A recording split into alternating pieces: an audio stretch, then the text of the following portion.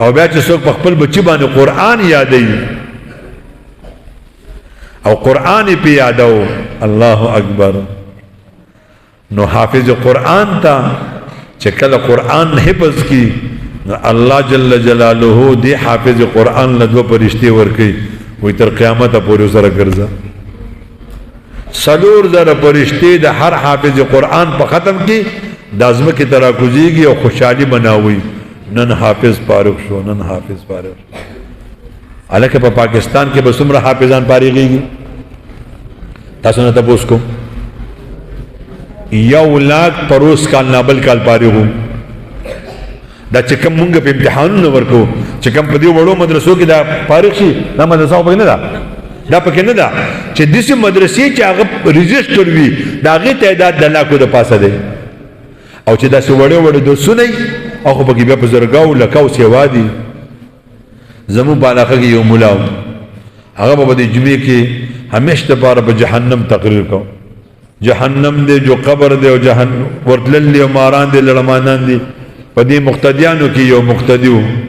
هغه وایي خدای دې هغه څوک ویري چې مونږ یېرئ. مینه کموني صاحب ستا سره څه خوږه مږه خبره نشته دی، ټول عمر جهنم دی، جو مرګونه دی، جو قبر دی او لړمانان دي. او دا مولان بعضې سادهګان دي، سپین ګیرو ته وایي چې ته مړ شې قبر کې عذاب دی. داسې سادهګان دي. اینکه چې سړی ګیره سپینه شو په ده باندې عذابونه مذابونه نشته. د ده خو قبر ته ورتللي او جنت ته تللي، او چې چا په اسلام کې ګیره سپینه کړه والله اکبر. خو باباګانو کنچي کوئ یما خدای خو نیکبخته کړه. نایانو ته کښېنئ مست کړه سړی بوډا شي. توره ګیره مې شوه سپینه زه حیران یم، زه رحمان لا نه عاقل شم نه بالغ. بس که مه کنچي کوئ. د موټي نه شریعت کمې ګیرې ته ګیره نه ده ویلي. ځان خفه کوئ ما. نایانو ته ووایي زما ګیرې کې بلکل ګوتې مه وهه. او چې دا ګیره دې سپینه شوه، یو سړی وفات شو، ګیره توره وړی پکې واچول، وصیت یې کړی. فرشتو چې راغلې چې وایي کاته ورته ته خو څه ناشنا غوندې کار دی. نو الله جل جلاله له لاړې وایي موږ د یو سړي سره میلاو شو، دا ګیره کې داسې سپین غونده کې څیزونه دي، وایي لاړ شئ تپوس ترې وکړئ. هغه له چې راغلل وایي دا ولې؟ وایي ما اورېدلي و چې د چا ګیره په اسلام کې سپینه شي الله وایي ما لا حیا راځي چې زه دله عذاب ورکړم. نو زما ګیره سپینه نه وه، ما وایي چې دا وړه پکې واچوه چې دا سپینه ښکارېږي چې په ما باندې ترس وکړي. الله وایي زه مړه چې ته دومره په ما میینې زه بخلی مې. و سپین ګیرو ما په رستم کې تقریر وکړو، یو بابا راته ووایي وایي مولوي صاحب چې څوک په مانځه په آیت الکرسي وایي دا سړی به جنت ته ځي. وایي آو. وایي زه دې خپلو کلیوالو ته هم چې زه جنتي یم. دوی وایي نه. مې څنګه بابا؟ وی چې ما دا حدیث اورېدلی دی ما آیت الکرسي نه ده پرېښې. نو چې آیت الکرسي وایم ما بابا چې کله مړ شي خدای دې وژنه ما، خو چې کله مړ شي نو ډایرکټ به جنت ته ځي. مړه سزاګانې مزاګانې دې ځوانانو نه خلک ورکوي، باباګانو سره خلک ګزاره کوي. باباګانو نه په ایرپورټ کې ځان له لار ده، باباګانو نه په هسپتال کې ځان له لار ده، باباګانو نه په دکاندارۍ کې ځان له لار ده. الله وایي باباګانو زما سره ملاقات کې ستاسو ځان له لار ده. په دغه لار باندې به وی وی پي خلک راځي، تاسو نه ما سوا به بل څوک نه راځي. باباګان به ډېر خوشحاله شوي که نه؟ په ځوانانو راځئ چې تاسو هم خوشحاله کړم. ابراهیم علیه السلام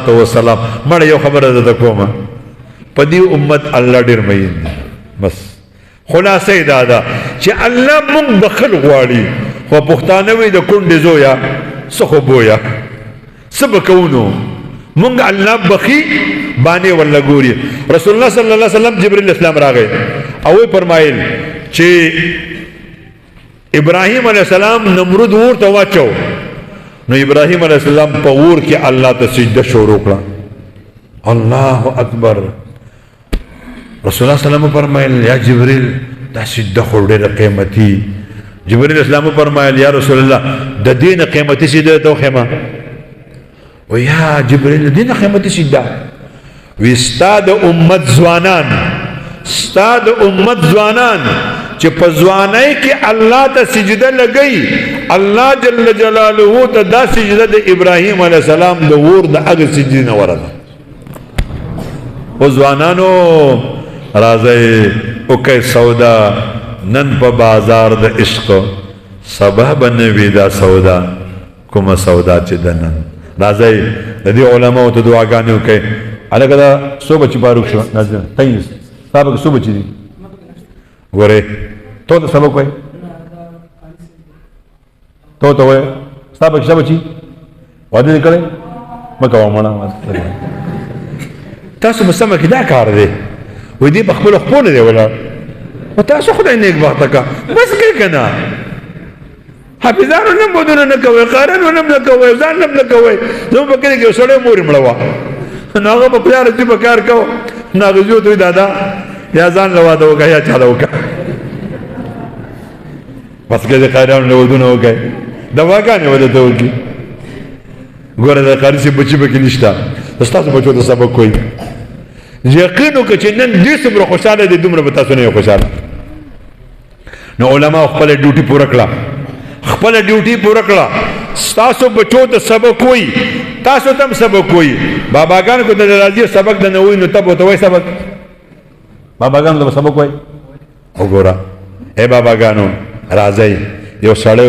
تبلیغ له تللی او تبلیغ نه چې راغی نو دا فضایل یې اورېدلي وو چې یو سړی یو کار نه کوي خو اراده یې وکړه په دې به ورته ثواب میلاویږي نو خپله ښځه یې واله نو یو بل ګاونډي ورته ویل که دا ولې وخې وی دا ګیره نه پرېږدي نو هغه وی خدای دې نیک بخته کړه د ښځو ګیرې یي وی دا خو ما ته پته ده چې ګیره یې نه اراده خو دې وکړي که نه په ارادې به یو نیکي نه میلاویږي باباګانو ارادې وکړئ ارادې وکړئ چې موږ به د سبا نه قرآن وایو الله ته ګواه شه په دې خبره چې دوی اراده وکړه او دا اراده یې په وعدې بدله کړي باباګانو سار له راشئ دا زه چې ما چې کوم علم کړی دی دې مولانو چې کوم علم کړی دی دا فرض نه دی دا مه کوئ فرض علم زده کوئ جامې به څنګه غوندئ څنګه به جوړوئ اودس به څنګه کوئ چاردام به څنګه کوئ سملی به څنګه پاسې به څنګه ګرځې به څنګه خورئ به څنګه اسکی به څنګه سملی به څنګه پاسې به څنګه اودس به څنګه کوئ استنجا دا فرض دي راځئ باباګانو سار دی مولي صاحب له راشئ مولي صاحب ما ته د اودس چلو ښیه تا له به درځي بېشکه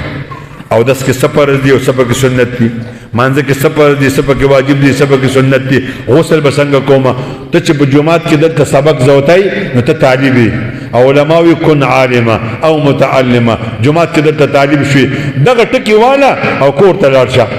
او په کور کې ځان ته خپله ښځه کېنوه بچي کېنوه نوسي کېنوه هغوی ته دا سبق ووایه هلته استاد شوې ام عالم شوې ام طالب شوې او دریم دا چې د علماو طالبانو خدمت وکړئ خدمت به یې کوئ که نه به یې کوئ بل جو مولي صاحب تقریر کو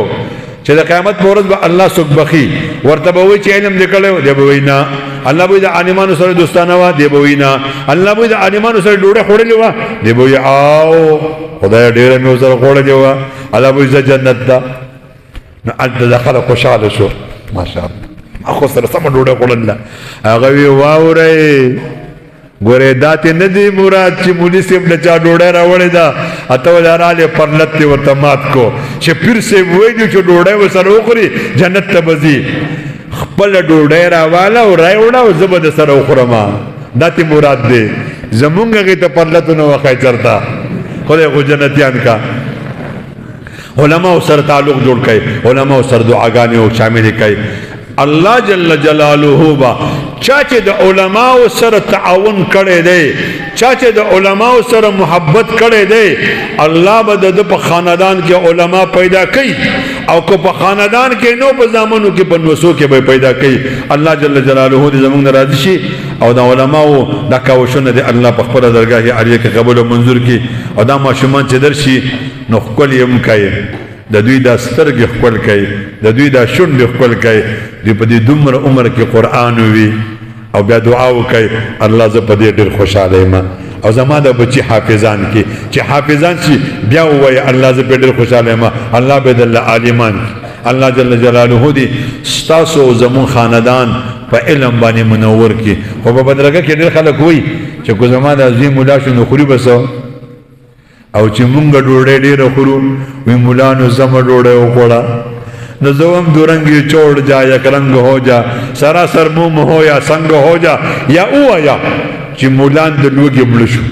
خپل ځبان علم مکوا او یا او یا چې مولانو مزي وکړي اے بچو علم مکوای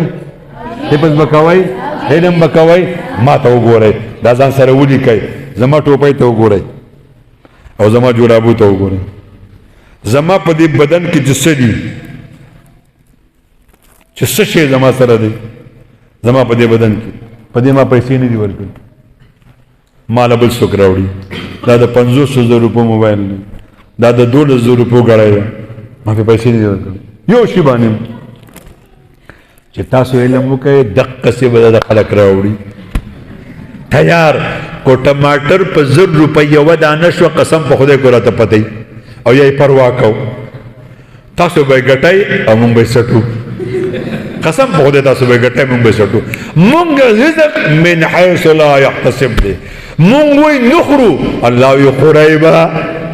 ما ته مولانا ټلې به ډوډۍ به دلته خورې هغه سړو ته مې زه ډوډۍ نه خورم وایي نه خورې به یقین وکړه چې کوم څیزونه را باندې وخورول اوس مې په تاسو وخورول په جومات کې به د باندې څه چلو شي راو به غورځېږئ خدای دې تاسو موږ جنتیان کی الله جل جلاله دې تاسو زموږ خاندانونه په دین باندې منور کی واخر دعوانا ان الحمد لله رب العالمین